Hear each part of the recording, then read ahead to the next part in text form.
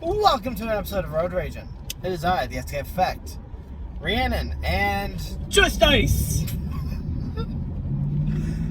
Random hitchhiker picked up on the side of the road in Fort Myers. Careful. At least we finally have a name for this. Just Ice. I hear Batman loves you. Batman likes vengeance. But Batman loves He is Just the knight. Ice. He is Batman.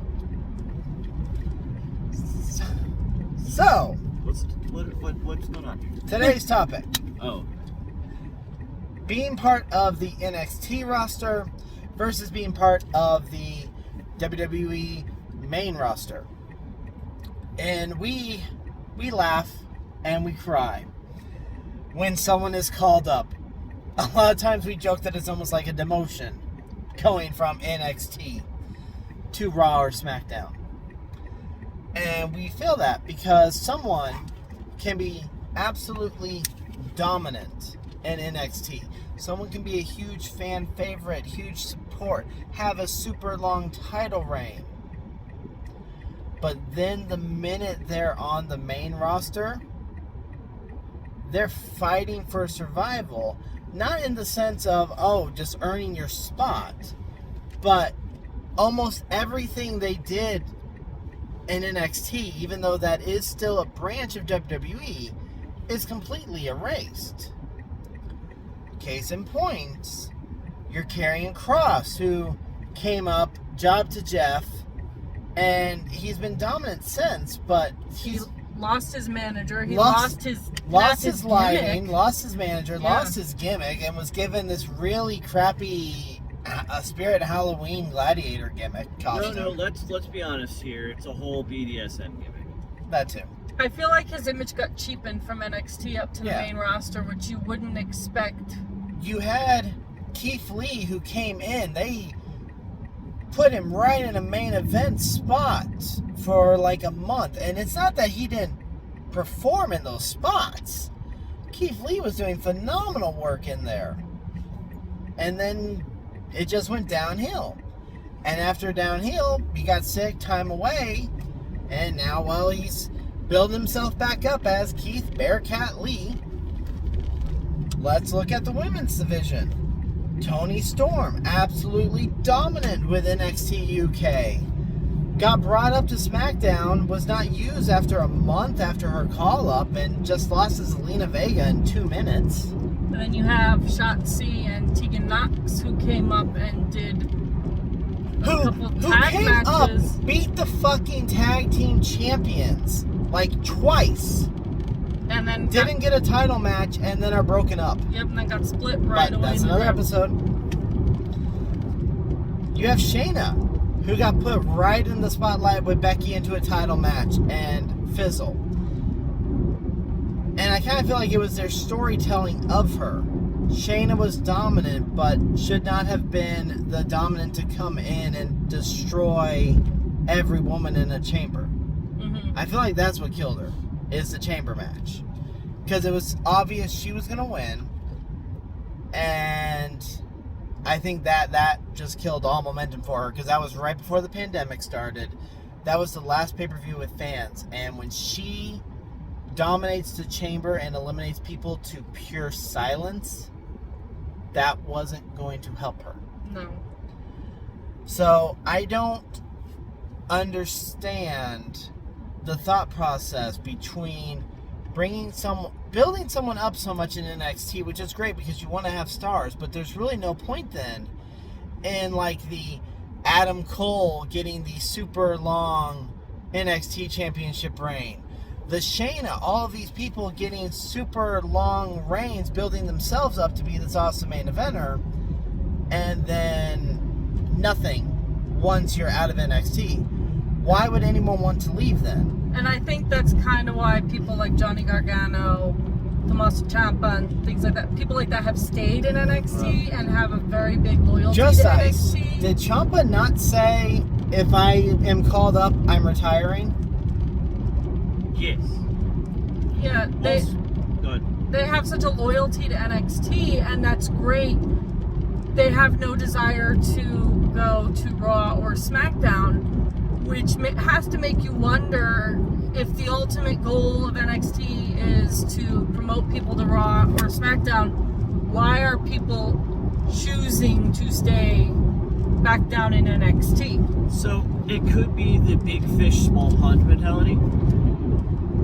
So if we take a look at NXT, some wrestlers are really big fish there. Now, when you go to the main roster, not everybody really pays attention to NXT, which they should. It is a good program. But when you think of A-B programming, used to be Raw being the A show. Currently, it's the B show, in my opinion. SmackDown is now the A show. And even it's a conversation for a different video, but the networks are getting a little cranky about this as well. Now, when it comes to talent getting called up, it's a mixed bag. We have Finn Balor, who was NXT champion, and granted, I think he was going to be the first. He was the first Universal champion. He was the first Universal champion. He would have had a good run, and he dislocated his shoulder. Seth Rollins, NXT. Roman Reigns, FCW, but still NXT. We've had several people. It just takes time to get there because they have to build trust with Vince McMahon. Whereas in NXT, it's Triple H and his boys. But is that the case for certain ones? Because, like, the two you named, Rollins and Reigns, they were brought up, Shield was immediately in spotlight, and they were already basically handpicked as, oh, these are going to be top guys. It took, I mean, even Ambrose was going to potentially be... Ambrose, I think, even though he was the promo maker and the speaker of the Shield for the most part, he was really the dark horse of the Shield as far as championships. Well, they didn't want Reigns in the group to begin with. Yeah, he was the last one to be the champ. Mm-hmm. But Roman, once Shield broke, remember, he didn't even care about the going after Rollins for the breakup. He was immediately being put in the title picture. Yeah. And we also have, like, Samoa Joe, who was 50-50 booking, but also, you know, he's injury prone. As much as we like him, he does get injured a bit, and, you know, just recently dropped the title to injury. I'm still not convinced injury, but same. I digress. It doesn't make sense if it wasn't, considering they're like, oh, we want younger talent to be the champion, just to hand it off to Ciampa. Ciampa's smaller. But he's, like, the same age. Same age, but smaller. WWE logic, just because you want to give it to younger talent doesn't mean you're going to. WWE logic is Vince McMahon likes big, sweaty men. Yeah, but big, muscular, sweaty men, not big men. Tommaso Ciampa sweats a lot? I don't know. Ciampa is a big body guy. He is a big body guy, so, you know. Alright, so we've gone way off topic, but the idea is, why should there be so much focus on a star in NXT and them being used as such a long-term champion, the pinnacle, if you would, of that division, when the next thing after that is just, oh, you're off to main roster, we wish you the best in your future endeavors. Because they hit the reset button. Mm-hmm. Yeah. You do. And honestly, it is up to the wrestler to get the matches over. You have to be able to connect with the audience. Now, it has been said, especially with Cross, you take away almost everything about him, he's a generic-looking wrestler. But the downfall is you can have the whole audience behind you. Look at the Liv Morgan situation. Look at others. That don't mean jack shit if Vince doesn't care about you. Think of how many fan favorites have The been WWE fired. universe can be so highly supportive of you. Rusev. Rusev, yeah. Yeah. You know what? I'll even go out and say Braun Strowman. Zack Ryder, who got himself over, and then they pushed him over the stage in a wheelchair and bought out his YouTube channel. They don't care if the fans like you. Plain and simple. You can be selling merch, you can be a fan favorite, but they just may not have anything for you. So, That's actually a call-up that did well. But again, 50-50 booking. Bray Wyatt. There you go.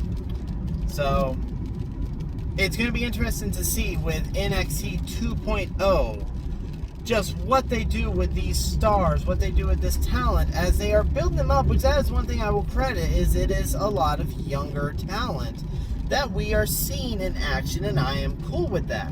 I just don't want to see this young talent be brought up, be trained, be utilized, be a main event star, and then they're on WWE main event in like 2 or 3 years. Or they're the star of a different brand. Or they just go Essentially, find themselves on a different brand. You trained talent to go be talent elsewhere.